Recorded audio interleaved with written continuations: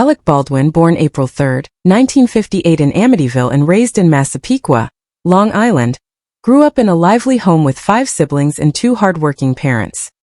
His father taught history for nearly 3 decades and, despite modest means, instilled discipline and determination in the children. Alec played sports, but he was known more for challenging authority and speaking his mind, traits that would later fuel both his talent and his reputation. The Baldwin household buzzed with competition, creativity, and chaos, improvised living room performances replacing any formal stage. With so many voices fighting to be heard, Alec learned early how to stand out. Initially, he planned to pursue law. After high school, he attended George Washington University on scholarship, but the pull toward performance grew stronger. He dropped out in 1978, took odd jobs to stay afloat, and eventually entered NYU's Tisch School of the Arts to study acting under Lee Strasberg. Money was tight, but ambition kept him going. His break came in 1982 with the soap opera The Doctors, where he filmed 60 episodes in 6 months. The pace was grueling, but it kept him in New York.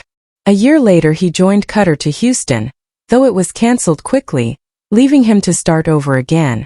Stage work revived his momentum when he performed in Twelfth Night at the Guthrie Theater, earning attention for a raw energy that wasn't always easy for directors but connected powerfully with audiences. Then came Knots Landing in 1984, where Baldwin played Joshua Rush, a charismatic but sinister preacher.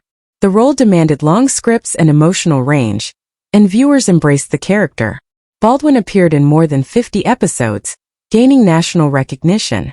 Stories from that period later suggested romantic tension on set and reports of rising friction, and one rehearsal altercation reportedly escalated to the point that producers decided to write his character out.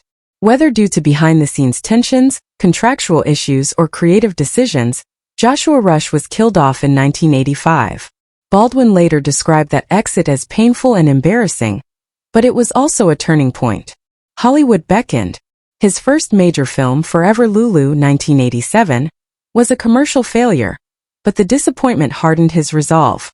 Everything changed in 1988 with Beetlejuice. The set was chaotic in a joyful way, full of improvisation, and Baldwin thrived. The film became a hit, followed the same year by Working Girl, which earned multiple awards and dramatically increased his visibility. Married to the Mob further showcased his range, and soon he was working steadily across genres: romance, comedy, crime, drama. He even voiced characters in the animated Beetlejuice series for nearly 100 episodes, tapping into a younger audience. Public attention, however, increasingly focused on his temper. A 1989 arrest during a dispute over a parking ticket was the first major incident to make headlines, planting an image of volatility that would resurface throughout his career. But the early 90s were also professionally golden. In The Hunt for Red October 1990, Baldwin delivered a controlled performance as Jack Ryan in a major box office success. He continued alternating between blockbusters and intimate films, but tension followed him off-screen. During The Marrying Man, he began a relationship with co-star Kim Basinger, and their whirlwind romance drew intense media attention. They married in 1993 and later divorced, their custody battles filling tabloids for years. A leaked voicemail, years after it was recorded, damaged Baldwin's public image profoundly, overshadowing much of his earlier work. Still, Baldwin continued to reinvent himself. In Glengarry Glen Ross 1992, with only a brief but ferocious scene, he delivered the now iconic Always Be Closing monologue, one take, no rehearsal, cementing his place in film history.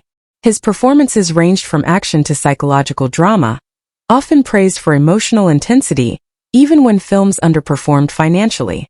But his growing reputation for anger remained a shadow.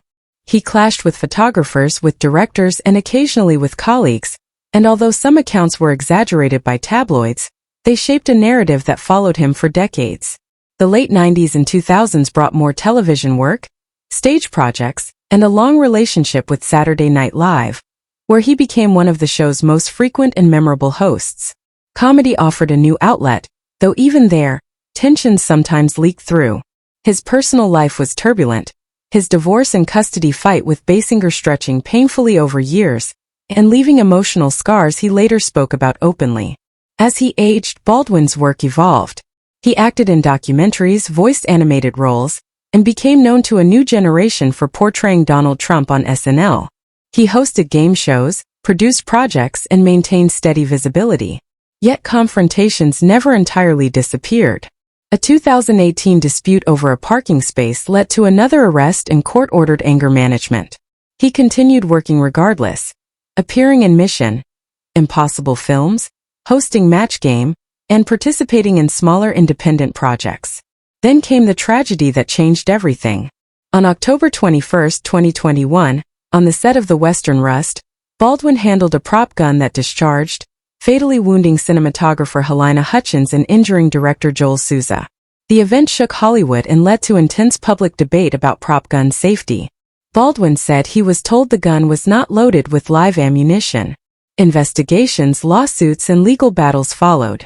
He was charged with involuntary manslaughter, though the case was later dismissed when the court determined key evidence had not been properly provided to the defense. Civil suits continued, and emotions surrounding the case remained raw. For Baldwin, the impact was enormous.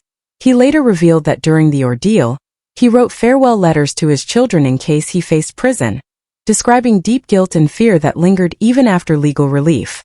Through all the turmoil, family life became a central anchor. Baldwin met Ilaria Thomas in 2011. They married the following year and eventually had 7 children.